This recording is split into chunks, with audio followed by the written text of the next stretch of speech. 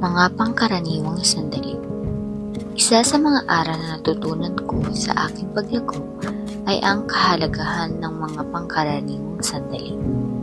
Madalas ko rin silang pinapabayaan at kinakalimutan. Hindi ko rin sila tinatandaan. Literal na dinaraanan lang. Ngunit, sa paglipas ng araw, napagtanto ko na ito ang mga pangkaraniwan at ordinaryo ang siyang naging malaking bahagi ng buhay ko. Kaya naman, pahalagahan mo rin sana ang mga pangkaraniwang bagay. Hindi lagi may malaking pangyayari sa ating buhay. Hindi lagi may malaking tagumpay.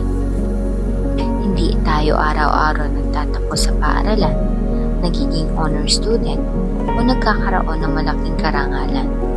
Hindi tayo araw-araw pumupunta o gumagala sa malalayong lugar. Magkaugnay ang mga pangkaraniwang araw at ang pag-iisa. Sa mga ordinaryong araw tayo nagtatanim ng mga aanihin sa hinaharap.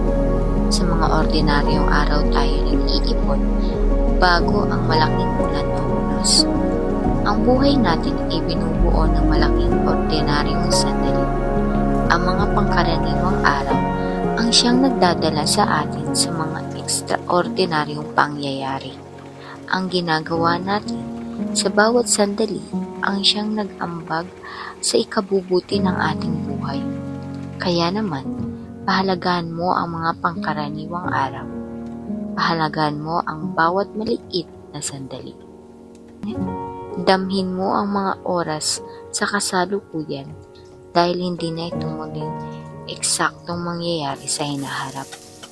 Sabi nga ng mga Hapon, Ichigo Inchi, ito yung mga pangyayaring maulit man pero iba na.